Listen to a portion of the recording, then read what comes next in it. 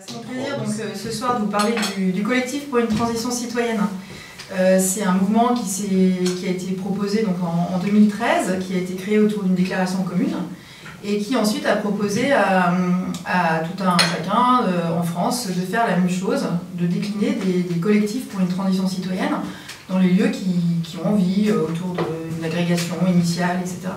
Et en 2013, donc, nous on a eu quelqu'un dans la Loire, qui s'appelle Joël Marty, et qui a proposé ça, qui a dit c'est intéressant ça, est-ce qu'on ferait pas un collectif nous Et puis il a proposé un certain nombre d'associations qui œuvraient pour la transition citoyenne ou écologiste ou sociale, ou en tout cas qui œuvraient au bien-être de leur territoire, de s'agréger. Et de s'agréger pourquoi faire pour faire quelque chose qu'on ne fait pas dans son association, sinon on reste dans son association et on la développe.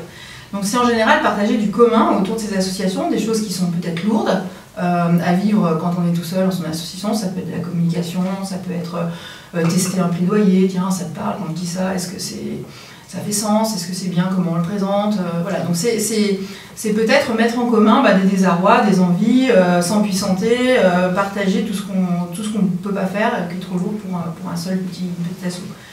Et puis ça donne la force du collectif, c'est-à-dire que ça permet de montrer chacune des initiatives individuelles, peut-être de les penser plus en pôle thématique, en pôle qui s'intéresse aux besoins d'un territoire, aux préoccupations. Donc ça va être l'eau, la ressource en eau, comment on fait pour la protéger, d'abord c'est quoi la ressource en eau, ah bah tiens c'est peut-être une thématique.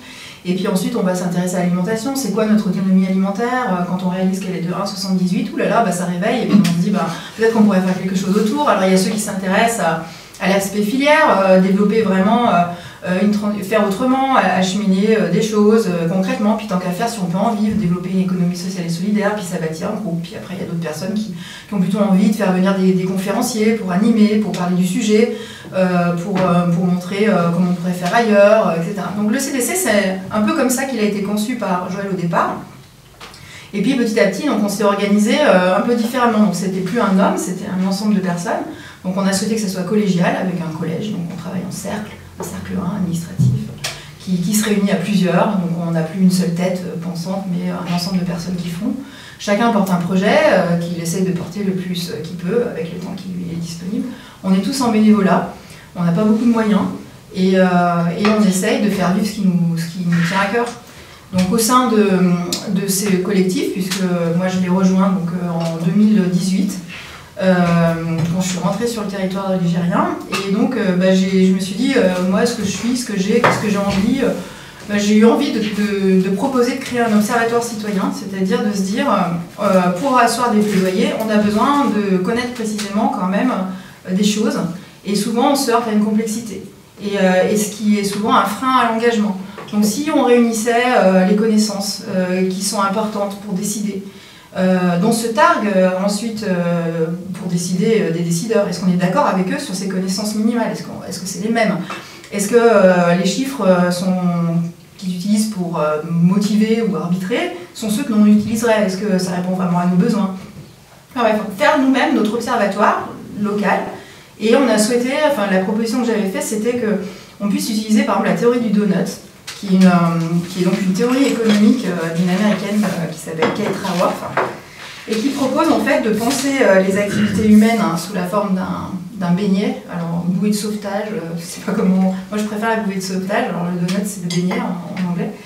Et l'avantage de cet anneau, en fait, cette bouée de sauvetage, c'est qu'elle définit un plancher social sur lequel on peut mettre toutes les activités que dans une société qui est digne de ce nom, on se doit de traiter et d'assurer, et un socle minimal de pouvoir de vivre en fait, à instaurer. Et donc on peut les lister, on peut se dire les ressources doivent être accaparées, l'énergie, la nourriture, la santé, qui est le sujet de la journée d'aujourd'hui, doivent être pensées avec un minimum assuré à tout un chacun, et des besoins, partant des besoins, et puis peut-être pas aller dans un luxe extrême, c'est-à-dire où la sobriété doit être... voilà. Et ça va nous arrêter avec le deuxième anneau qui est les limites planétaires. Donc ces limites planétaires, on se doit tous de penser nos activités humaines entre ces deux limites.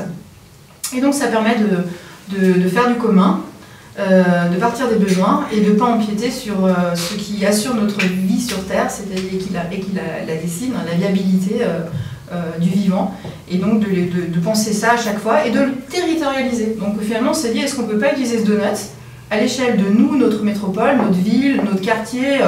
On peut le penser dans une organisation. À l'hôpital il y a l'hôpital de Lille, par exemple, a utilisé le Donuts pour essayer de penser des activités par secteur dans le cadre, comme ça, du plafond écologique et du plancher social.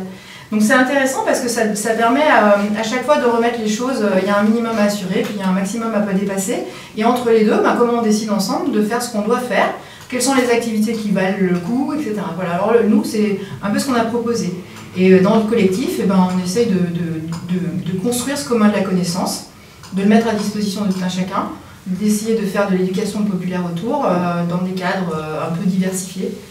Et on ne s'interdit rien, à part pour le manque de temps. Voilà. C'est ça la proposition du CTC. Donc il y a un CTC 42, il y a un 69, un 43. Chacun a des formats différents, chacun fait un peu ce qu'il veut avec les gens qui sont autour d'eux. Et donc ça prend la forme que ça doit prendre sur chacun des lieux. Et on peut en créer autant qu'on veut. Voilà. C'est l'idée. Super.